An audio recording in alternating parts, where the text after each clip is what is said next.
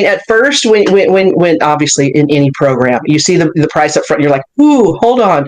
But when you start looking at it and you start thinking about your health, you budget for it, you make it happen. The same with the supplements. I take the list of supplements and I figure out how much all of them are. Because after working with you and going through this program, I feel better. I'm almost off that terrible med. And now going forward, I know what I need to do to keep myself feeling good.